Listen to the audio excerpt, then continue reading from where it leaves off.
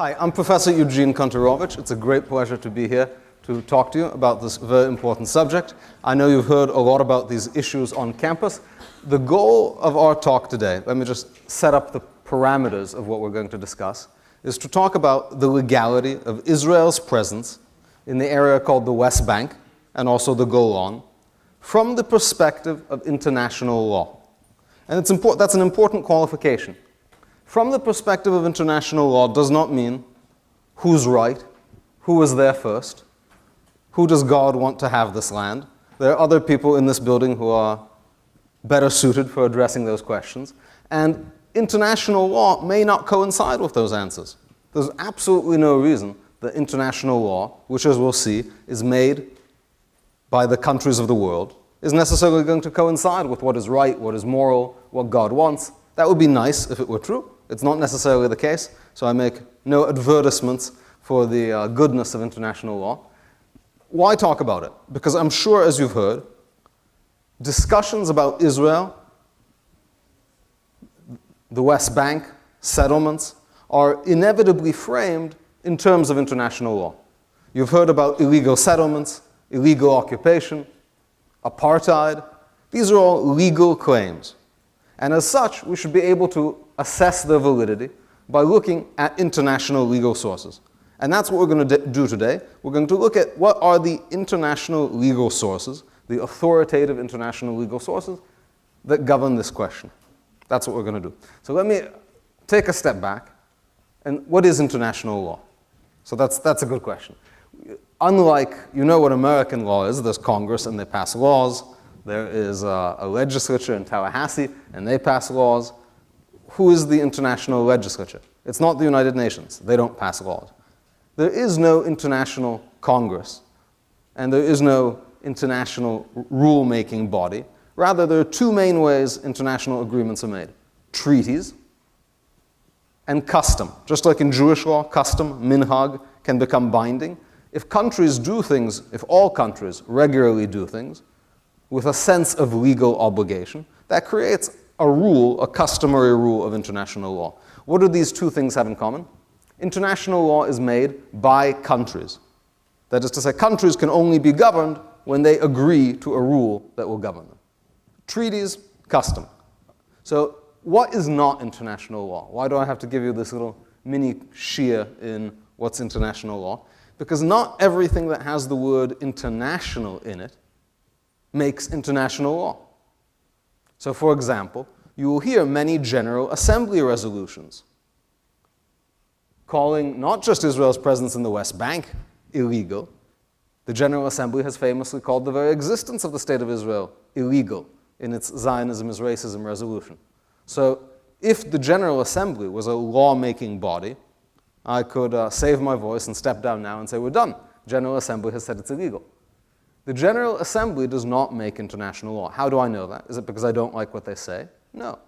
It's because the United Nations Charter, the Constitution of the United Nations, which creates the General Assembly, spells out its powers, and making rules is not one of them, making laws. So what's it mean when the General Assembly votes? Does anyone know about politics, about Congress? You know how sometimes a House will make a one-House resolution. Like the House of Representatives will vote to make Tuesday, Chinese food day, and Wednesday, talk like a pirate day. They have these one-house votes. Those votes aren't laws, because a law has to be passed by both houses and signed by the president. So why do they make these sense of the Senate resolutions, or one-house resolutions? To express their opinion. That's what they're doing. Same with the General Assembly. So General Assembly resolutions, you could have 1,000 of them, and you do have 1,000 of them on this subject, and they do not have legal status.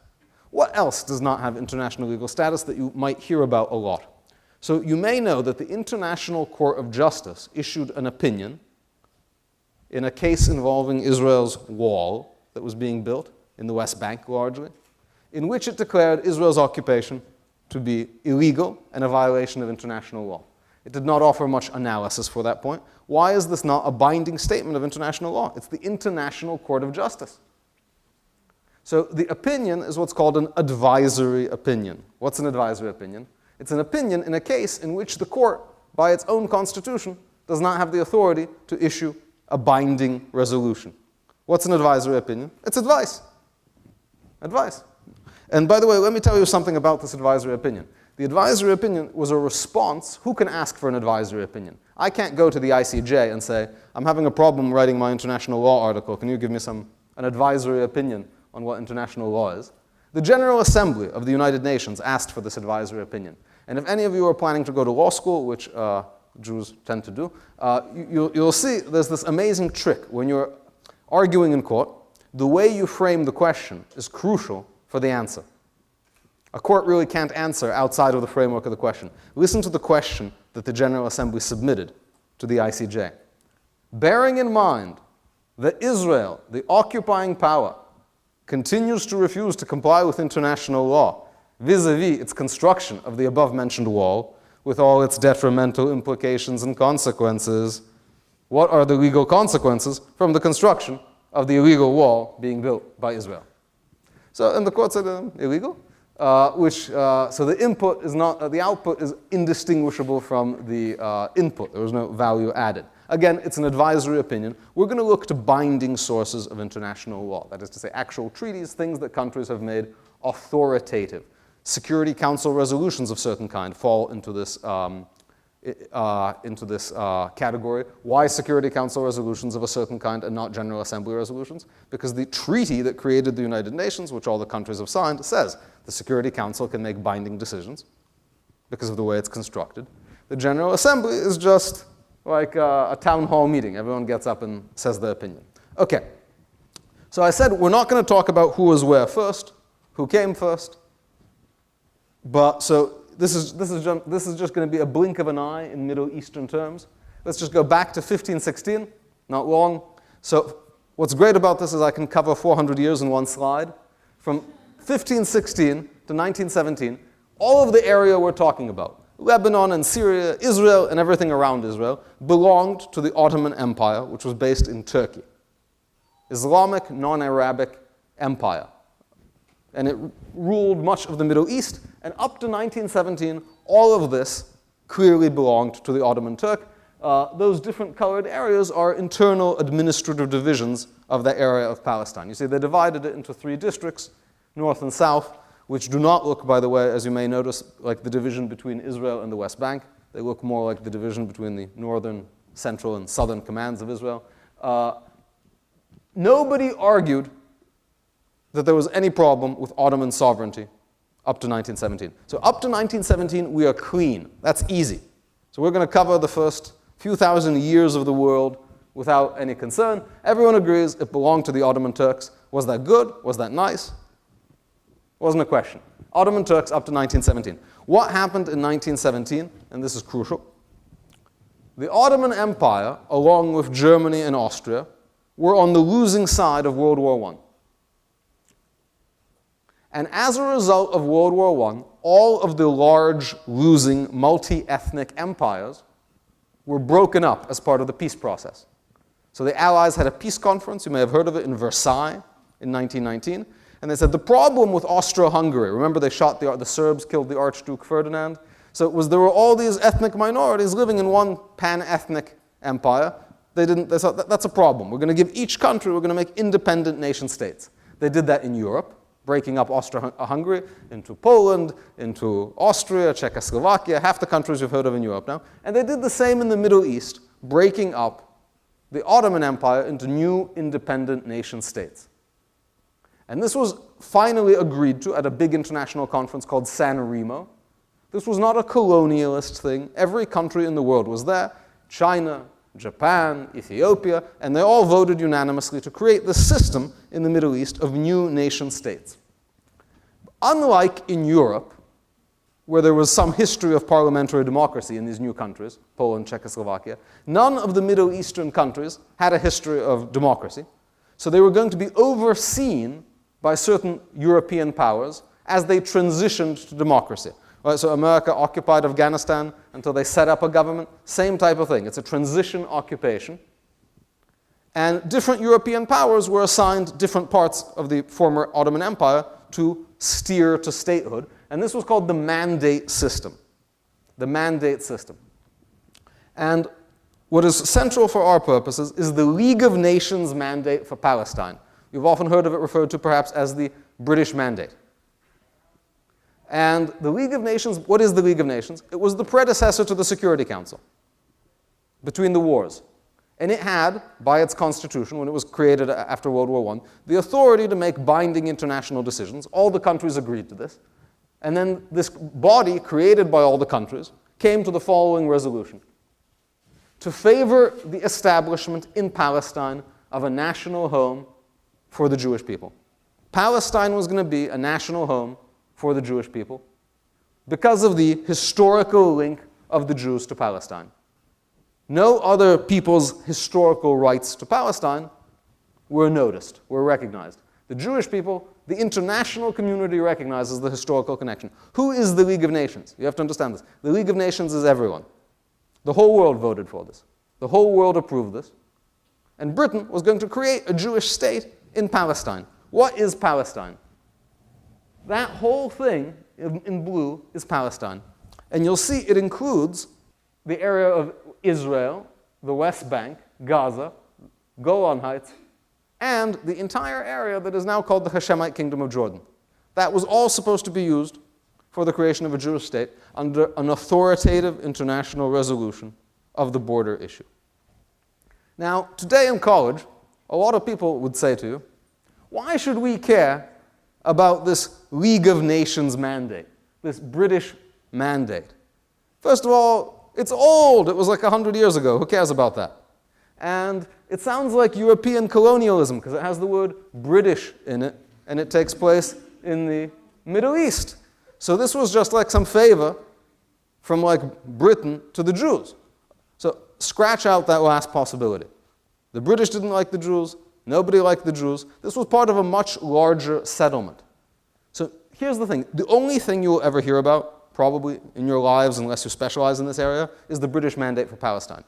The British Mandate for Palestine was one of a gazillion mandates issued for these same purposes to create countries on the same day in San Remo as part of the same process. So as you see, Syria was actually called the French Mandate for Syria, from which was created Syria and Lebanon. Iraq was called the British Mandate for Mesopotamia. And there were other mandates created in other places. There were, I believe, 26 different mandates created, all of which later became countries or multiple countries. What does this mean? Every border that we have here, all of these lines dividing up all of the countries in the Middle East, all of them owe themselves to the League of Nations mandate process. That is to say, how do we know that this is the border between Syria and Israel, or Syria and Iraq, or Syria and Turkey up here? Those were all the borders that were drawn in the League of Mandate process. And in no other context do we say, oh, that was 100 years old and has the word British in it. Let me give you an example. So what France did with this mandate, they did something like what Britain was going to do here. They cut it up into two countries. Lebanon was going to be a majority Christian Arab country, and Syria was going to be a majority Muslim Arab country. Now, Syria, today, if you look in Syria's maps, Lebanon does not exist in Syria's maps, and that's why Syria occupied Lebanon for a long time.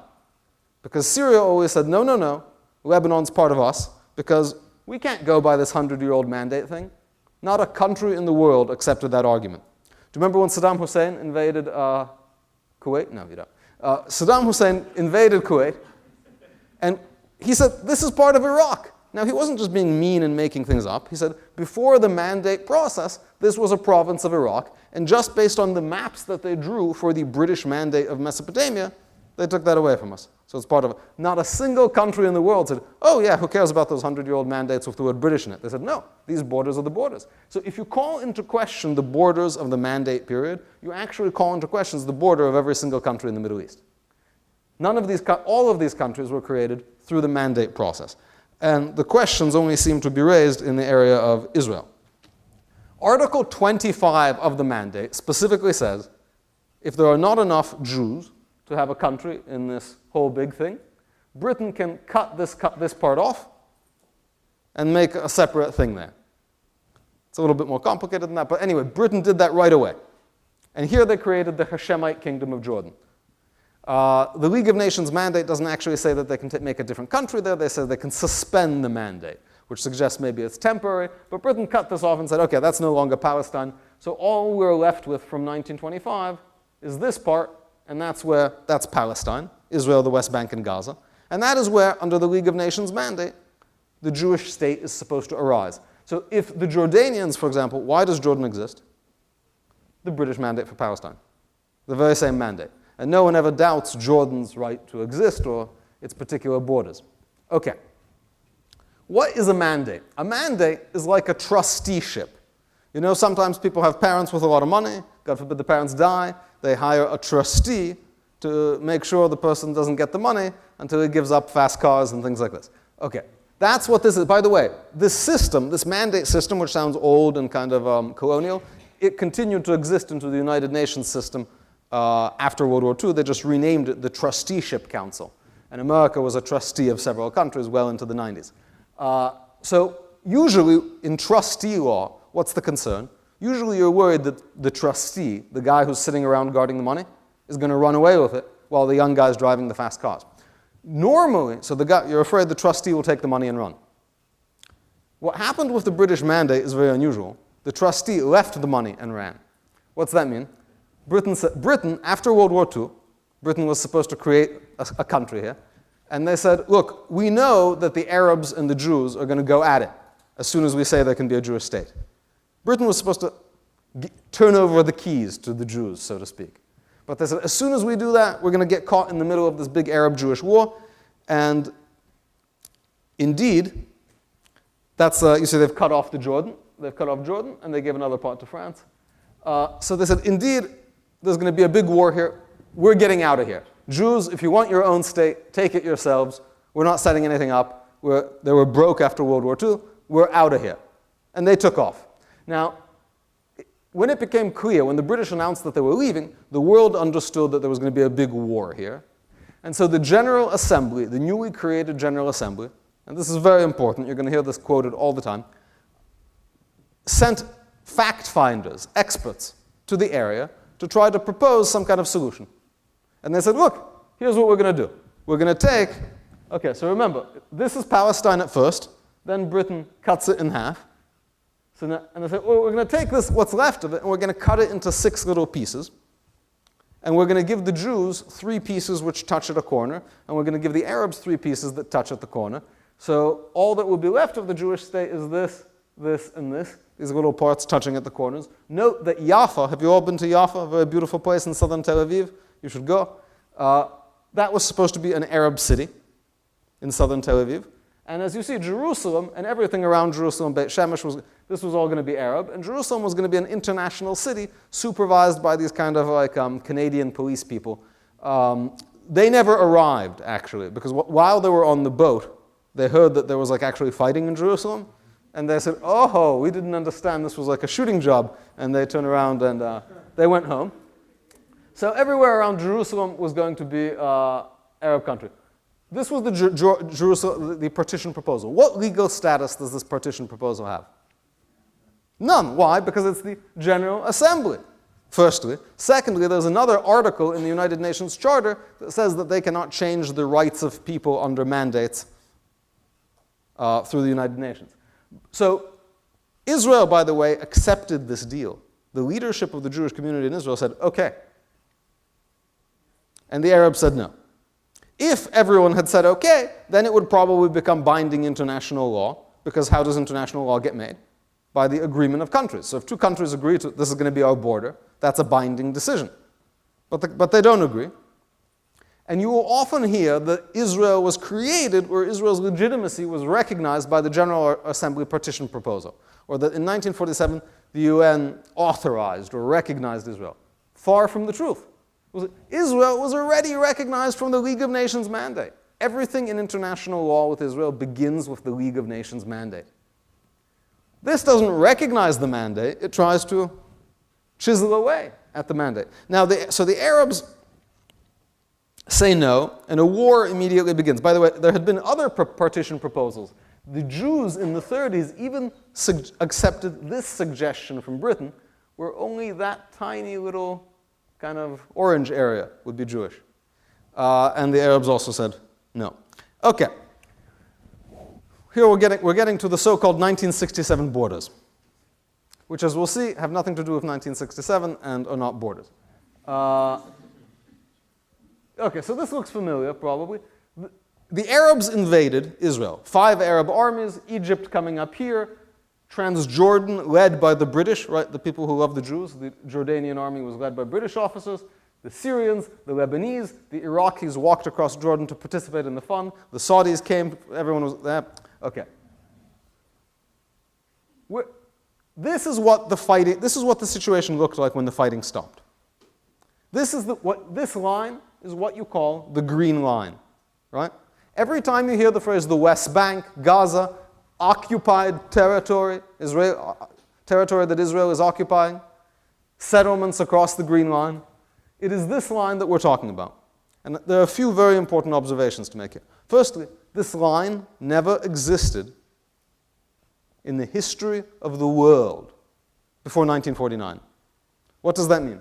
That means this line does not track any underlying demographic, historical, political, topographic, or any other kind of realities. That's why it goes through a city. Right? It's not a historical division into administrative units. It doesn't look like any of the maps I showed you before. Where did this line come from? Why did they decide to draw a line like this? This line is simply how far back the Jews managed to push the Arabs. So remember, the Arabs invade from here. Their goal is to conquer this whole thing.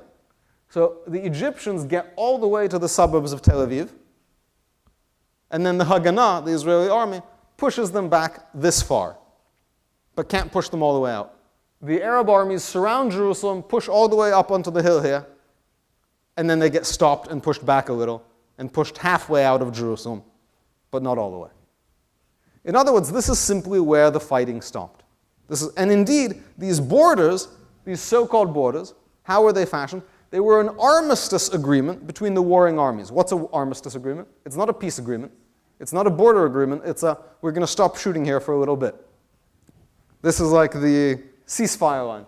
And this is what the armistice demarcation lines are. This is the very document that created those lines for the first time in the history of the world, says, it is not to be construed in any sense as a political or territorial boundary.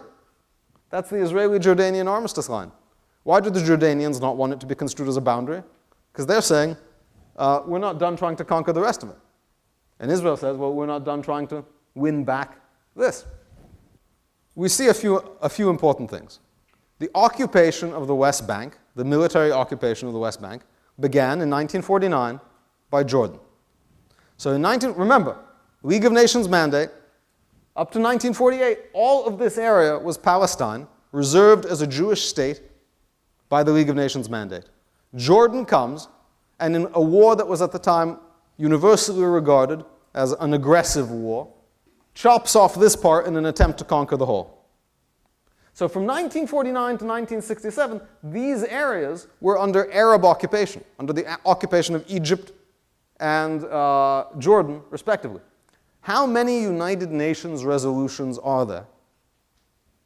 So every year there's, I would say, a few dozen United Nations documents and resolutions condemning the occupation of the West Bank, the Jewish occupation. How many United Nations resolutions mentioned the Egyptian and Jordanian occupation, and in the case of Jordan, purported annexation? They claim to conquer it and make it part of Jordan, of the West Bank. 0. So it's an interesting thing. So apparently, occupation is not always a bad thing.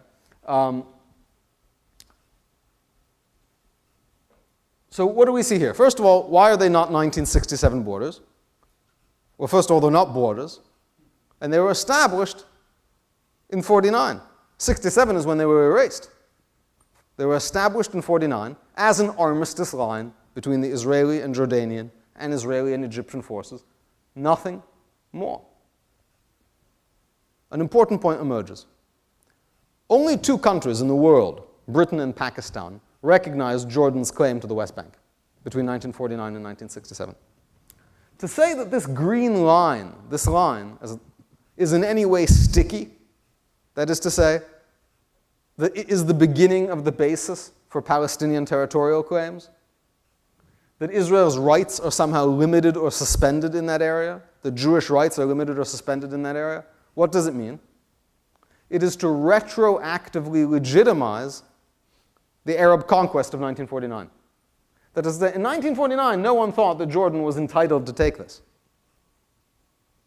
But to say now that that is in any way Palestinian territory, or that Israel's claims have been weakened to it, is to retroactively say, you know what, the Arabs get to keep what they won in their war to destroy Israel. It seems hard to see why one would want to do that. 1967, Israel launches a war after Egypt tries to close off shipping to Israel and makes amazing conquests. Amazing conquests. They take Gaza and the West Bank, the Golan Heights from Syria, and the Sinai Peninsula. Wow, it's a lot for 6 days. Crucial point. Israel's international legal claim to the Sinai Peninsula and the Golan Heights is going to be different and perhaps weaker than its claim to Gaza and the West Bank. Why? Why is that? They weren't included in the mandate. What is the West Bank in 1967? What is the status? Was it Jordanian territory? No. Was it Palestinian territory? No, because no one had ever heard of them. What was it? It was that part of the British mandate for Palestine, for a Jewish state in Palestine, that was illegally occupied by Jordan. So Israel has a very good claim to that. What's the international legal basis for Israel's right to this territory in blue? Why does Israel get to have that under international law? British mandate. And so it's the same, not the armistice line, the British mandate. So the West Bank and Gaza Strip, that either belonged to nobody or belonged to Israel and it was taking it back. Those are the two possibilities, I think, under international law. It was not the recognized territory of any other sovereign. The Sinai Peninsula was undisputedly sovereign Egyptian territory. There was no doubt. That is, that if in 1966 you said, who does the Sinai Peninsula belong to? Everyone would say Egypt. If you said, who does the West Bank belong to? Nobody would say Jordan, the Arabs. Say it's under Arab occupation. So those are very different legal statuses. Very different legal statuses. That is not to say that Israel is without a basis in international law for holding on to the Golan and the Sinai Peninsula. What is the basis? Defensive conquest. No, so in 1917 they didn't give the Sinai and the Golan. Just what? Defensive conquest. So in international law, you are forbidden from acquiring territory by conquest, by aggressive conquest, unless you are Arabs trying to conquer the West Bank and Gaza from Israel. That seems to be a major exception. But other than that, or North Vietnam conquering South Vietnam, or China conquering Tibet, or Russia conquering Jordan. But okay, other than that, you're not allowed to, if you're Israel, you're not allowed to conquer. That's clear international law. It says Israel is not allowed to conquer territory in aggressive wars. How do we know that? The UN Charter, basic international document, prohibits war as a weapon of state, as a tool of statecraft. It says war is illegal. You're not allowed to have aggressive war. So if war is illegal, obviously, if you break the rule and have a war, you shouldn't be allowed to keep that which you unlawfully take. Everyone with me? So Saddam Hussein gets kicked out of Kuwait, etc. Is there any exception to the illegality of war? Are they like Quakers, where they just won't have war at all under the United Nations? No. Article 52 of the United Nations has an exception to the illegality, a very fundamental exception, self-defense. So the right of self-defense, it's not just an exception, it's inherent. It's basic. You can always defend yourself. So not all war is illegal. What kind of war is legal? A defensive war. 1967 was at the time almost universally regarded as a defensive war. Afterwards, people wanted to say different because Israel won so miraculously, basically, that people said the Arabs couldn't have had hostile intent because they got wiped out. But that was an unexpected circumstance, a highly unexpected circumstance. So if it's a defensive war, why would you have the rule prohibiting conquest? Remember, why do we have the rule against conquest? Because aggression is illegal, so you should not keep what you get illegally. But what if you get it legally? Then it seems the rule should not apply. Now, if you ask an international lawyer, If you ask all the other international lawyers, is defensive conquest permitted? They would say no. It is not also forbidden. Why is it forbidden, they would say? Because then people would claim self-defense to mask an aggressive conquest. They say self-defense, aggression, you can't really tell them apart. That's their argument. What's the problem with that argument?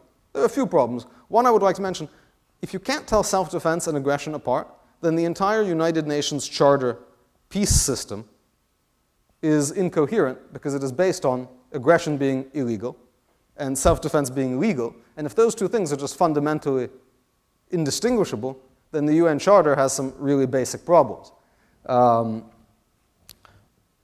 So defensive war. Now, interestingly, so while Israel's legal claim to the Golan is weaker, you don't hear as much controversy about the Golan, even though the claim to is much weaker than the claim to the West Bank, which is much stronger. Okay. Remember that the Arab states were on the side of the Soviet Union, Israel was on the side of America, so this was like a big superpower standoff, and the whole world was in a tizzy about the Six-Day War. The United Nations Security Council met for a long time, and they tried to figure out what to do about this. And they really wanted some kind of agreed-upon solution to have like, to avoid a superpower standoff. And they went through many drafts, and this is what they came up with. This is a very important resolution, 242. The United Nations passed this subsequently in a way that would make it legally binding, because the Security Council can do that. And this document becomes the basis of all future UN documents. So all future UN documents basically call for implementing 242. So my voice is going a little, and it's good because it seems 242 now we're at the end of the story. Read that. Withdrawal of Israel from territories occupied in the recent conflict. What territories are those? That's the whole West Bank, Gaza Strip, Jerusalem's right here, Golan, and Sinai. Okay. So the Security Council says Israel has to give it all back. Now, what if I told you? What if I told you? Well, look, maybe it doesn't have to give everything back because it doesn't say withdraw of the armed forces from all the territories. You'd say, I've been spending too much time in the Gemara Shir, right? This is like a little bit too much casuistry, too much Talmudic logic. It doesn't say all of the, maybe it just means some of the. Okay. What if I told you something even more interesting? When this resolution was first proposed by one of the Soviet-aligned countries, United States, and it actually said all of the territories. That's what it first said. And it went through 5 different drafts that said versions of the territories, all of the territories, and in each case, America and Britain said, we're going to veto that. Israel shouldn't have to withdraw from all the territories.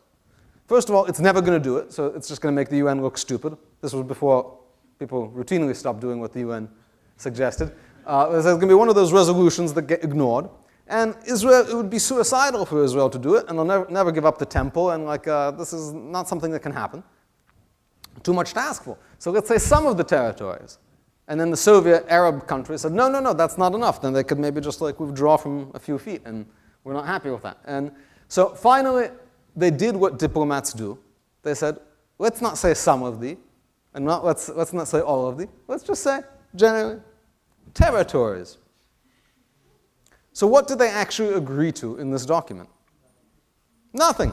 They agreed to disagree. By the way, this should not be surprising. This is the typical diplomatic outcome. You know, we're about to have now in Congress this sequestration thing, where the budget gets slashed by massive amounts of money. It's because they had an agreement a year ago to not agree, and now we're so they agreed to disagree. This is normal diplomatic stuff. By the way, has Israel complied with this resolution? Well, if it had just withdrawn from 1 foot and said, haha, territory, that might be a breach of bad faith. But they have withdrawn from, They have withdrawn from 99% of the territory captured. That is to say, the Sinai Peninsula, Gaza, and much of the West Bank. Okay. In short, Israel has a strong legal claim to the West Bank based in the League of Nations mandate. And even 242, and basic principles of international law. You will hear many people try to argue why these things don't apply in the case of Israel. The League of Nations mandate doesn't apply. The question to always ask is, show me another case where you apply the rule like this. I would challenge anyone to find another case, for example, where a defensive conquest has been called illegal. Right, so how do we make rules in law? When you hear people talking about Israel and international law, people make very strong statements. International law clearly says. Now, international law rarely says anything clearly because there's no central promulgating authority. And there usually are a thin number of precedents. What is a law? A law is a rule phrased in general terms applicable to unknown future situations. Show me the rule that gets generally applied that says any of these things. You'll note what I said about the title to West Bank, that either it belongs to no one, disputed territory, or Israel has clear sovereignty. Why did I say that?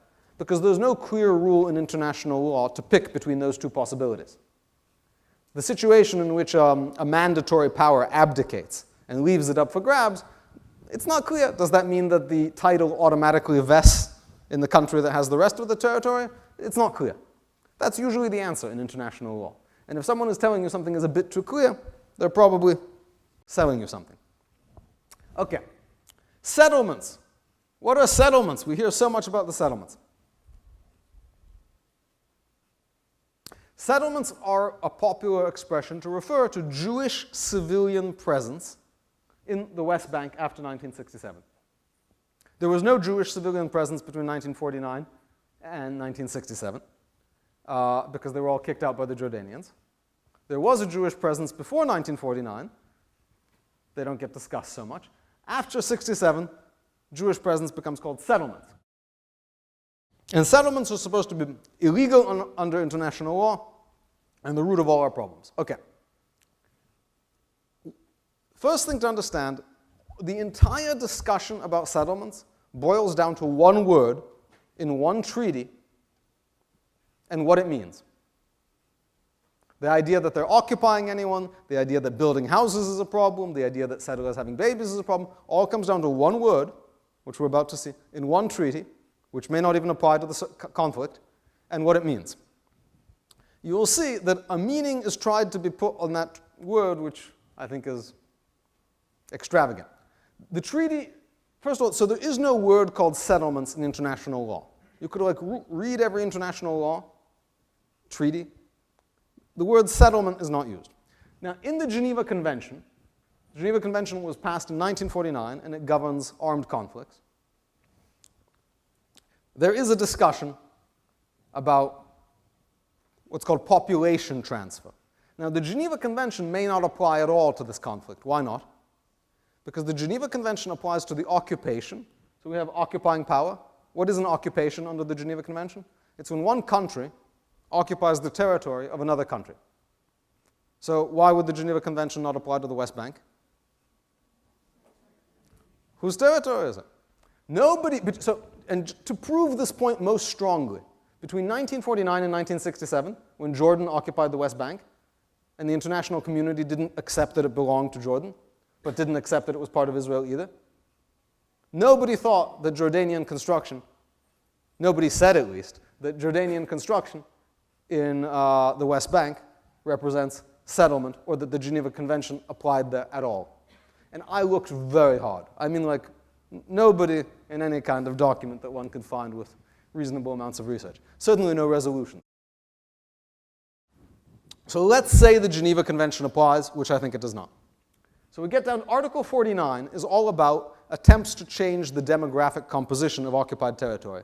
These were things that Nazi Germany had done, like deporting people from the territory, moving colonists in. Most of it is about deporting people from the territory.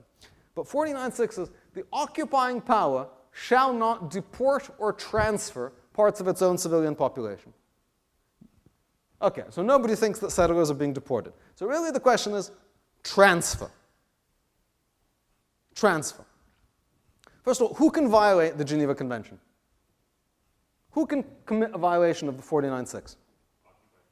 The occupying power. Right? Because it's a treaty. Treaties are about the conduct of countries. So if a Yid decides to build himself a house in Gilo, a neighborhood in Jerusalem considered occupied territory, or wants to build himself a house in Efrat, in the West Bank, it is very hard to see what Article 49.6 has to say about it in the first place. Right? This is about the occupying power. This is about mass organized movements of people. So if Jews want to move to these areas, which they do and which they have, for a variety of religious and economic and normal reasons, it doesn't seem that this addresses it at all. Indeed, in many cases, the Israeli government was opposed to the creation of settlements, and people would come to a hilltop, set up some tents, and they would get kicked out by the army. And the army would kick them out again, and they would kick them out again, and they would kick them out again, and finally the army would say, okay, we give up, you can stay. It's agreed that what the word transfer means is not absolutely clear, but other international law professors want to read it to mean the occupying power shall not deport or transfer parts of its civilian population into occupying territory, and if they wish to go there, they shall lay landmines, they shall put up machine gun posts, they shall block them, they shall prevent them, and anyone who sneaks through they shall forcibly evict. That's how they want to read it. It doesn't seem that that's what it says. It says the occupying power can't take parts of its civilian population, dump it in the occupied area. It doesn't say anything that has to stop them. It certainly doesn't say that occupation would create a system of effectively an apartheid system of racially exclusive zones where nationals of the occupying country are not allowed to move into the other area. Certainly does not say that. By the way, it shall not transfer. Let me just give you an example. Anyone been to Jerusalem before? Great. Okay, so you know the central bus station? So you get to the central bus station. You want to go to the Kotel. What do? Today you probably get on the light rail, but you used to take a bus. So you get on the light rail, and you ride over to the Kotel. Under the leading world interpretation, the way people want to spin this, of 49.6, you have just violated the Geneva Convention. Okay, you're not the occupying power, but we don't get why. You have transferred yourself, and I don't mean the transfer from the bus to the train. You have transferred yourself to occupied territory. That's it. They should have stopped you. They should have torn up the tracks. They even want to say, what about people who are born? Probably at least a third or a half of the so-called settlers didn't settle, they were just born. They want to read transfer to mean delivered. How can someone who was born in Yerushalayim, how can they be considered to have been transferred? It's very hard to understand. Okay, so settlements, I think not such a problem. I'm going to end on one final note.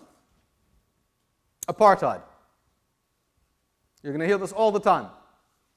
What's the argument of apartheid? Israel is occupying the Palestinians, depriving them of the right to vote, etc., whatever. And this is a problem. Okay.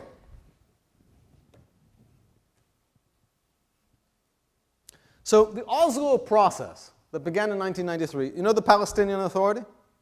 It used to not exist. Like, I remember. There used to be no such thing. Israel said, Palestinians, you can have a government. And they have a government which controls, the Palestinian Authority government controls 95% of the Palestinian civilian population lives in the areas of the West Bank and Gaza controlled by the Palestinian Authority. You've heard that one reason Israel should give up land to the Palestinians is because they have a democratically elected government, yes? Mahmoud Abbas, he's legitimate because the Palestinians democratically elected him? Okay. So here's the question. If the Jews are depriving the Palestinians of the right to vote, of the rights of citizenship, how did they democratically elect Mahmoud Abbas? That's the mystery to think about. That is to say, what the claim of apartheid is that Israel is obligated to let the Palestinians elect their own government and the Jewish government. They want to vote twice. They want to vote in Palestinian elections and in the Israeli elections. Okay, the Palestinians actually have a country in which, I mean, I wouldn't say they vote like we vote, but they vote as much as people vote in the Arab world. Okay, do you know what plus 970 is? That's a country code to call up Palestine. .ps. top internet-level domain name for Palestine. They have an army supplied by the United States. They have a central bank. They have ministries. They control the vast majority of the Palestinian population. They issue passports. They have government. They travel the world. They have foreign ministries. They have embassies. These are the countries in the world that recognize Palestine as a state. Almost as many as recognize Israel. Growing every day. And they have embassies there. These countries have embassies in Palestine. They've elected, I mean, again, I understand that Abbas is in the, like something like 100th month of his 48-month term, but that's their problem. They did at one point elect him, and can do so again. They have a government. This was given to them. So it's very hard to understand what the apartheid is, other than that Jews are not allowed to vote at all in the Palestinian elections, or live there, or have any other kind of land there.